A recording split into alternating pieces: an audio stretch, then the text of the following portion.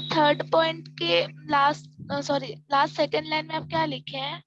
Depends temperature, on the depends on the mass of the particles, temperature and several other factors. Thank you sir.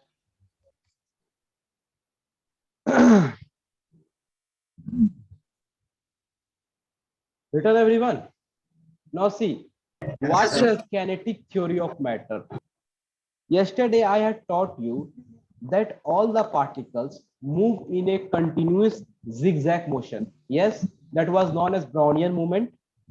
याद है? Yes sir, yes sir. तो पहला point क्या होता है kinetic theory of matter का, कि all matter is made up of tiny microscopic moving particles and each matter has different types of particles with different sizes and masses. See, कोई भी particles है, मान लेते कोई भी ऑब्जेक्ट को मान लेते हैं, एक बुक है, ठीक है, this is a book and this is a duster. तो in the first point they are telling that all the matter is made up of tiny particles. देखो हम बताए थे दुनिया में जितना भी ऑब्जेक्ट्स है वो सारा कहीं ना कहीं एक छोटा माइक्रोस्कोपिक मैन्यूट पार्टिकल से बना हुआ है, दैट इज मॉलिक्यूल से बना हुआ है. तो जो बुक का मॉलिक्यूल्स है और जो डस्टर का मॉलिक्यूल्स है वो टोटली डिफरेंट है ना. जैसे हम लोग आपस में ह्यूमन बीइंग्स को कंसिडर करते हैं, suppose this is a Golu and this is a Molu, तो ये दोनों आपस में टोटली डिफरेंट है, अलग अलग है.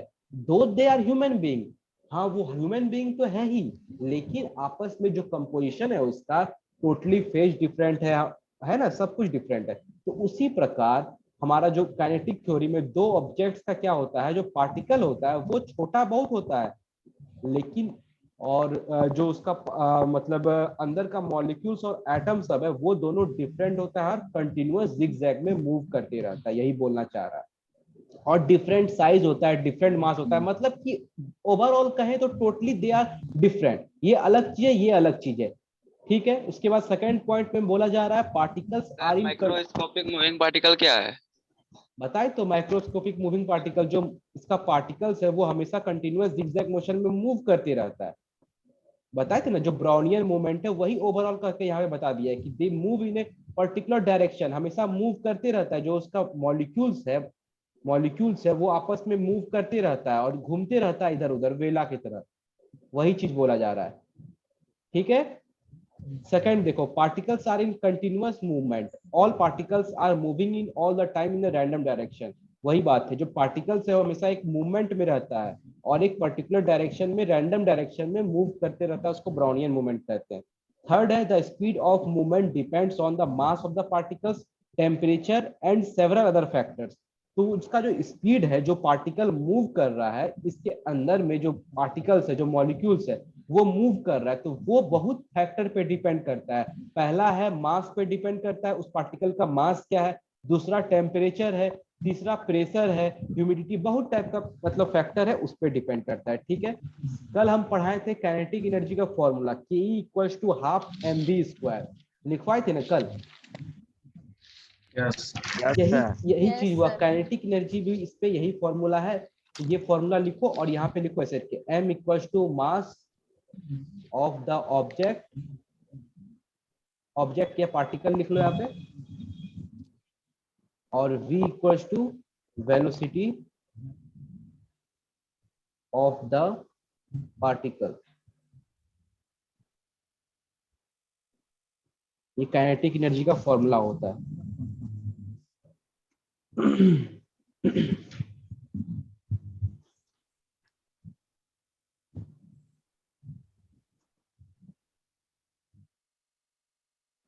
Return. Yes sir. Yes. Yes, sir. Yes sir. Now write states of matter.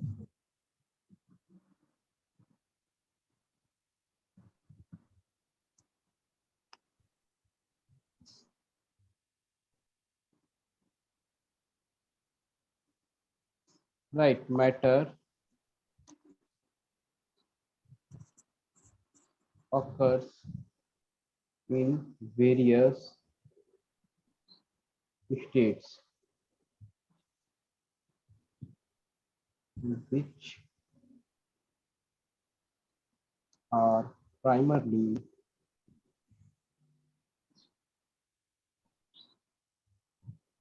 known as the state of matter.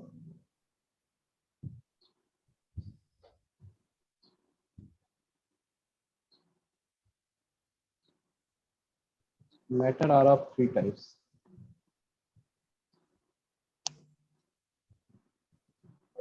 Sir second line में नो एज द के बाद क्या लिखे सर? स्टेट्स। हाँ, states of matter.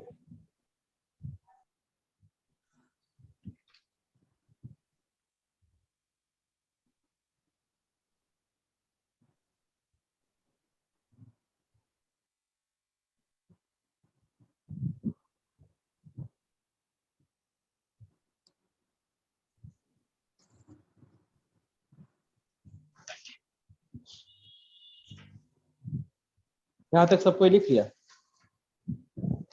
Yes yes sir. Yes sir. चलो Yes, इसके बाद जो हम लिखा रहे हैं वो लिखो चुपचाप से। पहले लिखेगा उसके बाद समझाएंगे। उनको स्लाइड खत्म हो गया। Let me take new slide.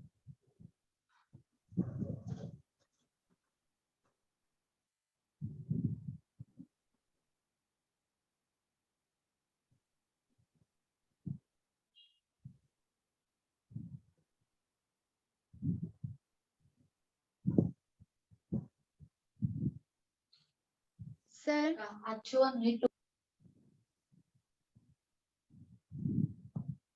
Right. The properties of matter.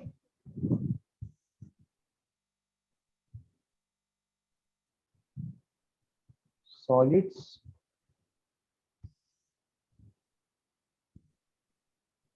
liquids, sir 5 type का मैटर होता है ना क्या? सर? सॉलिड, लिक्विड और गैस के साथ और 2 मैटर होता है ना? हाँ होता प्लाज्मा है। सर। कौन बोल रहा है? Sir Kajal.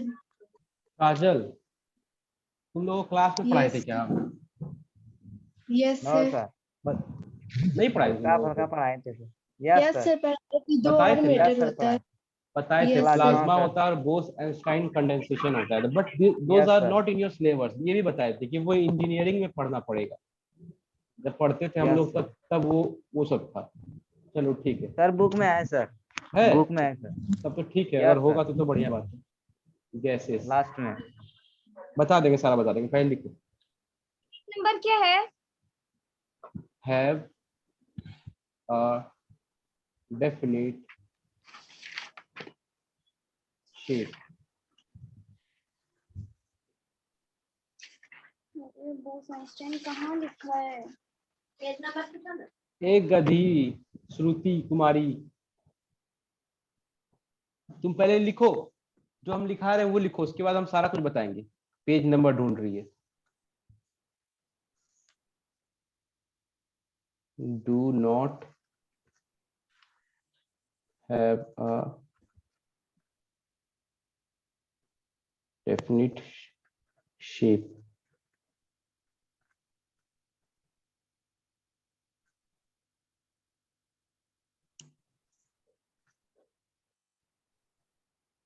Not have a definite shape. PCR van is moving around my house. बोल रहा है घर से कोई नहीं निकलेगा।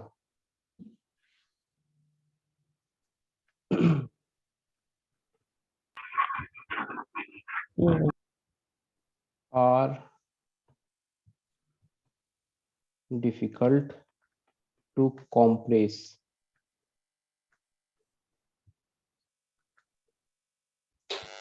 as their particles are packed closely together.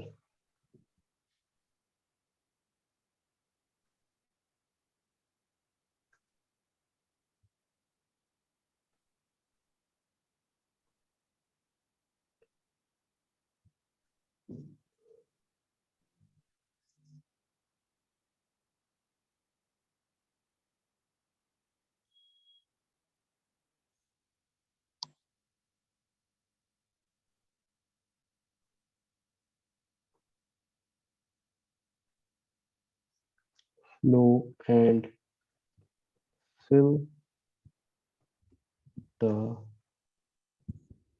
bottom of a container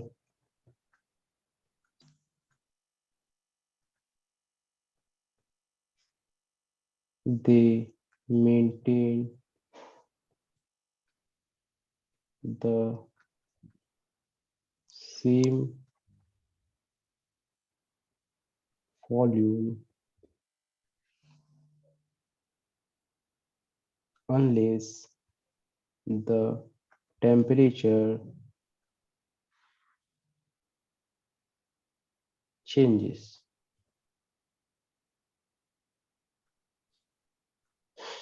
Gases side expand to fill any container.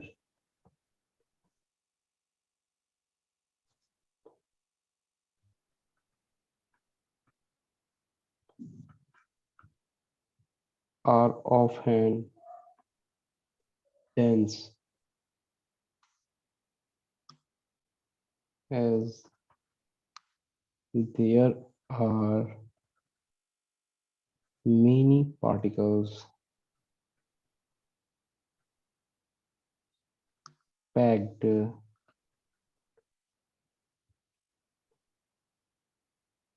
closely together. Sir वो first में क्या लिखे हैं are ऑप्टन डेंसिस Are often dense as there are many particles packed closely together.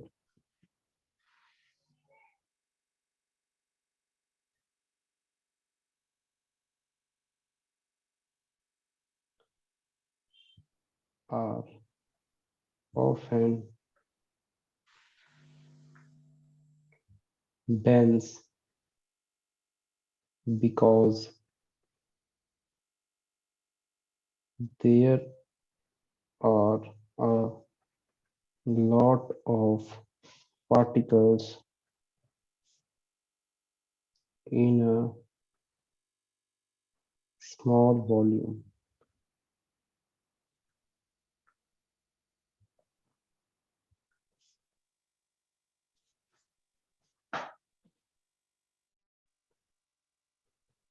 Often possesses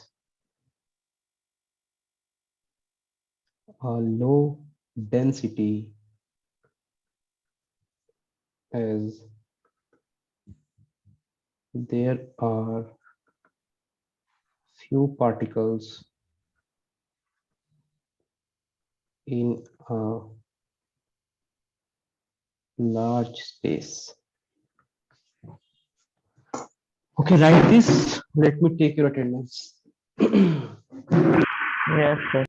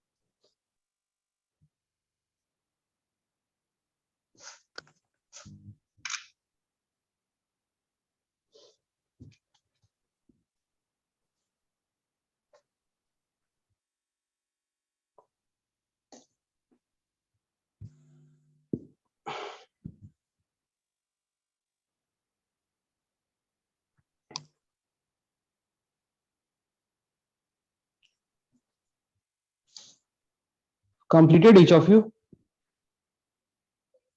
Yes, sir. Yes. Yes, sir. Okay, see. States of matter. There are three types of matter, three states of matter. Overall, if you will tell, there are three states of matter: solid, liquid, and gases.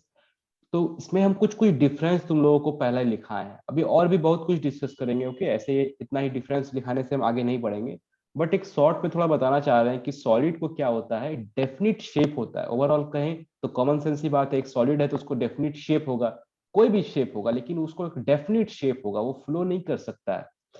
Second है do not have a definite shape, जैसे water, consider water, water has a definite shape, नहीं, water को definite shape नहीं होता है। वो जिस container में उसको डाल दे वो उसका शेप ले लेता है। वाटर को बॉटल में डाल दे तो बॉटल का शेप ले लेगा, वाटर को बकेट में डाल दे तो वो बकेट का शेप ले लेगा। That means liquid doesn't have a definite shape. In the third, gaseous do not have a definite shape, वही बात है, लिक्विड की तरह ही गैसियस में क्या है, उसको डेफिनिट शेप नहीं होता है, वो फ्लो करते रहता है। बैलून में भर दे तो बैलून का शेप ले लेगा, सिलेंडर में भर देंगे तो सिलेंडर का शेप ले लेगा, वही बात है। Second point see, are difficult to compress as their particles are packed closely together. मतलब क्या हुआ, कंप्रेस मतलब क्या हुआ, उसको हम लोग दबा नहीं सकते हैं, ओवरऑल दाबेंगे तो वो कंप्रेस होगा ही नहीं, कैसे भी करे तो उसको शेप उसका चेंज कर ही नहीं सकते हैं।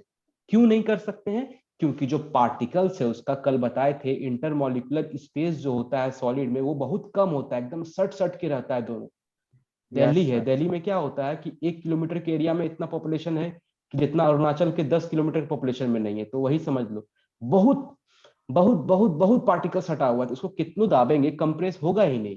इसीलिए क्या बोल रहा है, as their particles are closely packed. यहाँ पे सेकंड में आओ, flow and fill the bottom of the container, they maintain the same volume unless the temperature changes. वही बात है हम जो बताएं अभी कि वाटर को अगर कोई भी कंटेनर में डाल दोगे तो उस कंटेनर का शेप ले लेगा और वही वॉल्यूम रहेगा, लेकिन तब चेंज होगा जब टेम्परेचर चेंज होगा। तो ये अलग चीज है। जैसे मान लो कोई भी सब्सटेंस को हम लोग हीट करते हैं तो क्या होता है, एक्सपेंड करता है। Suppose if I right give here iron rod, एक आयरन रॉड ले लेंगे और इसी को हीट करेंगे, तो हीट करने से क्या होता है, ये थोड़ा थोड़ा बढ़ जाता है, थोड़ा एक्सपेंड कर जाता है, ये एक्सपेंशन प्रॉपर्टी शो करता है। और अगर कंडेंस करते हैं, इसको ठंडा करेंगे तो थोड़ा सा छोटा हो जाएगा। तो बोलोगे क्या सर हम लोग को आंख से दिखेगा कि छोटा बड़ा हो रहा है, नहीं दिखेगा, बहुत कम होता है। बट अगर फिजिकली हम लोग समझे थ्योरेटिकली के टर्म में तो वो होता है, ठीक है, छोटा बड़ा होता है। इसीलिए जो रेल का पटरी होता है वो गैपिंग करके बनाया जाता है। सारा कुछ समझाएंगे, टाइम अभी जिसे पढ़ाते हैं टाइम ही अप हो जाता है, 2 मिनट बचा है, 2 मिनट में फिर ऑटोमेटिकली कट जाएगा। ओके, सी उसके बाद flow and fill the container. तो इसमें बताया जा रहा है कि जब तक टेम्परेचर चेंज नहीं होगा तब तक वॉल्यूम चेंज नहीं होगा लिक्विड का। थर्ड में और ये सेकंड में और गैसेस में, expands to fill any container, है ना, कोई भी कंटेनर में भर देंगे तो वो एक्सपेंड करके वो भर जाएगा। थोड़ा सा भी गैस अगर स्प्रे करेंगे एक छोटा सा रूम में, वो पूरा भर के पूरा रूम में भर जाता है, तो वो एक्सपेंड कर जाता है और कोई भी कंटेनर का शेप ले लेता है। थर्ड पॉइंट में आओ, are often dense as there are many particles packed closely together. इसीलिए क्या होता है, सॉलिड जो होता है पूरा डेंस होता है, एकदम भरा भरा होता है। क्यों, क्योंकि जो पार्टिकल्स है इसका पूरा क्लोजली पैक, एकदम सट सट के पैक किया हुआ है। और उसके बाद सेकंड में और लिक्विड में, are often dense because there are a lot of particles in the same volume. तो लिक्विड भी क्या होता है, डेंसर ही होता है ओवरऑल कहे तो। और गैसियस में क्या होता है, एक लो डेंसिटी होता है, बिकॉज द पार्टिकल्स जो होता है उसके बीच में स्पेस बहुत ज्यादा होता है और वो हमेशा मूव करते रहता है। किसके केस में, गैसियस के केस में। तो और भी बहुत कुछ पढ़ेंगे, तो ये सब जो पढ़ाए आज उसको याद कर लेना। काइनेटिक थ्योरी पढ़ाए हैं और difference between solid, liquid and gaseous पढ़ाए। Okay, thank you everyone. अब आगे पढ़ेंगे नेक्स्ट क्लास में। Thank you sir. Thank you thank you sir. Thank you sir. Thank you, stay safe, stay connected.